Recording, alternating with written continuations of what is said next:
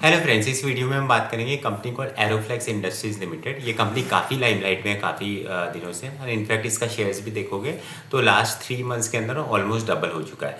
तो पहले business model समझते हैं। In terms of business model, simple business model है। बेसिकली ये जो है ये फ्लेक्सिबल मेटल ट्यूब बनाते हैं। तो बेसिकली जितनी भी आपकी इंडस्ट्री होती है, बेसिकली जो मैन्युफैक्चरिंग इंडस्ट्री है या फिर आपकी ऑयल एंड गैस है, स्टील है, यहाँ पे जब हायर फर्नेस पे काम होता है तो काफ़ी ज़्यादा जो भी इक्विपमेंट होते हैं या जो आपकी फिटिंग्स होती है वो काफ़ी गर्म हो जाती है। एंड उसको ठंडा रखने के लिए you have to put the different type of tube, जिसके अंदर कूलेंट वो फ्लो करेंगे। तो धीरे धीरे वो बाकी चीज़ें, मतलब जो हीट है वो एब्जॉर्ब हो जाएगा और धीरे धीरे वो इक्विपमेंट कूल रहेगा। नहीं तो क्या होगा, अल्टीमेटली ब्रेक डाउन हो जाएगा and stuff like that. So that's where the traditional businesses. And उसके अंदर अगर प्रोडक्ट की बात करें तो 3 तरह के प्रोडक्ट बनाते हैं। एक है जो स्किड असेंबली, जो रिसेंटली इन्होंने चालू की 1 साल में, और वो डेटा सेंटर में जाएगा। मतलब because data centre again you will see कि due to this AI and your high speed computing, your advance intelligence and cloud and all those की वजह से काफ़ी सारा डेटा प्रोसेस होता है एंड दैट्स वेयर काफ़ी हीट जनरेट होती है। एंड कंसीडरिंग द जो आपका traditional what you call system था to keep the cool to keep all these systems cool, वो आपका एयर कंडीशन था। तो मतलब एयर के through you use to sort of make it cool, but eventually considering इतनी ज़्यादा हीट निकल रही है डेटा सेंटर से कि that mechanism will not work, और if at all that will work then it will be way more costly. तो उसके लिए now data centres are coming into this completely the liquid based metallic system, जिसके अंदर ये लोग वैसी tubes बनाएंगे। वो ट्यूब्स फ्लेक्सिबल होएगी, उसमें डिफरेंट टाइप के कपलिंग लगेंगे एंड दैट्स वेयर वो कूलेंट, मतलब एंड कूलेंट भी ऐसा कहा जाता है कि जो अपनी कैस्ट्रोल करके कंपनी है, मतलब it's not confirm, just hearsay that Castrol से वो that will be a flow of liquid and उसकी वजह से वो कूलेंट हो पाएगा। तो that's one product, skid assembly. Second is जो इनका ट्रेडिशनल प्रोडक्ट है वो है जो फिटिंग एंड द कोर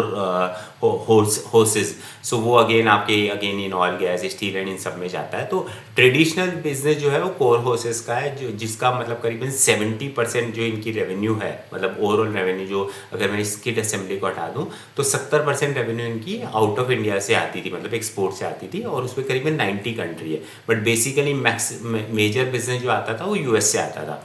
ना वहाँ पे अगर हम बात करें तो one is why US will buy from an Indian company. तो कॉस्ट कॉम्पिटिटिव परस्पेक्टिव से जो इनका प्रोडक्ट है वो कुछ 20 से 25% सस्ता था versus US company buying from somewhere else, मतलब US में, यूरोप में। So that was one thing.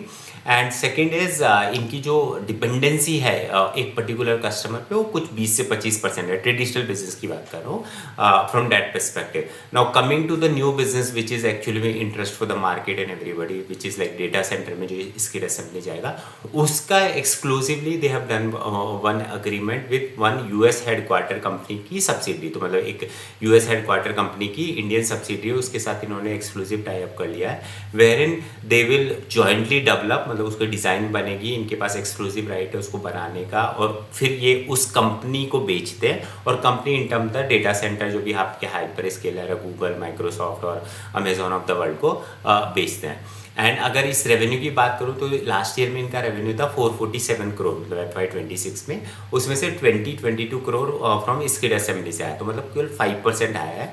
But company से नेक्स्ट ईयर में, मतलब FY27 में इस प्रोडक्ट से इनका जो है revenue will be as high as 20%। And in fact capacity perspective से भी देखें तो पहले इनकी जो कैपेसिटी थी वो 2000 की कैपेसिटी थी, जो इन्होंने ऑलरेडी 6000 की कर दी, और 6000 से भी कुछ 15000 पे ले जा रहे हैं। तो this how the momentum is there. मतलब पिछले, just to put the things in perspective, पिछले साल की इनकी पूरे साल की रेवेन्यू 447 करोड़, एंड ये जो कैपेसिटी एक्सपेंड कर रहे हैं स्किड असेंबली की, उसकी टोटल पीक कैपेसिटी पे रेवेन्यू होगी 330 करोड़, एंड वो peak capacity they will able to achieve some time in FY28, मतलब इस साल से नेक्स्ट ईयर में। तो मतलब उससे basically we can take a guidance कि 2 साल में कंपनी की रेवेन्यू डबल हो सकती है।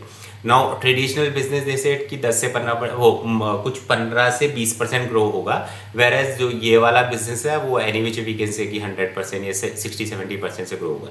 तो वेटेड एवरेज परस्पेक्टिव से management is saying that they are going to grow by 35% bare minimum next year और next year, and their margin will also improve. Like अभी वो कुछ 22.5 पे है, तो नेक्स्ट ईयर जैसे they will go to 23%, and उससे नेक्स्ट ईयर में they are saying they are going to go to the 25%। So उस परस्पेक्टिव से अगर आप कंपनी के वैल्यूएशन की बात करें तो पिछले फुल ईयर में they have not done any decent business because US tariff और disruption this that, so they have not done any meaningful. But Q4 में their revenue has grown by 37%, EBITDA has grown by 58%, and PAT has grown by 64%.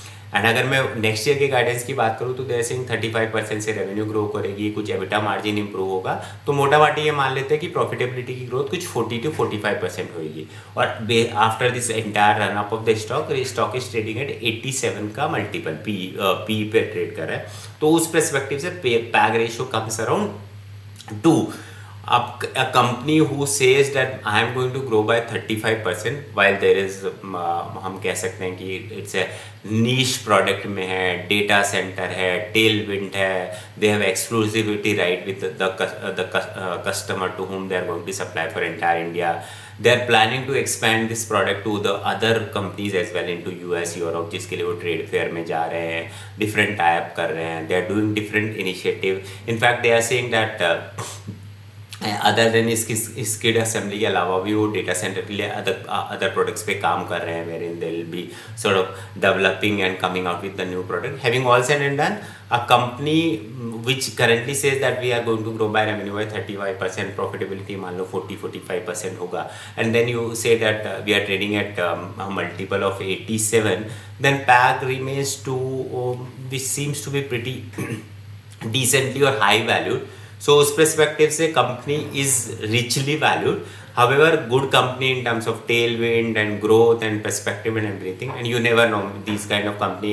एक नया product आएगा, इसकी assembly last year तक था ही नहीं, अभी इस साल के अंदर देयर सेइंग 5% रेवेन्यू आई हो, उससे अगले साल 20% आएगी और उससे अगले साल हो सकता है 50-60% है। तो एक प्रोडक्ट अगर इनका सक्सेसफुल रोल आउट होता है तो the revenue guidance probably 35% they have said they might end up doing 60-70%. तो उस perspective से it could be a decent bet to look and observe and interesting company to watch for, but no buy and sell recommendation. Thank you.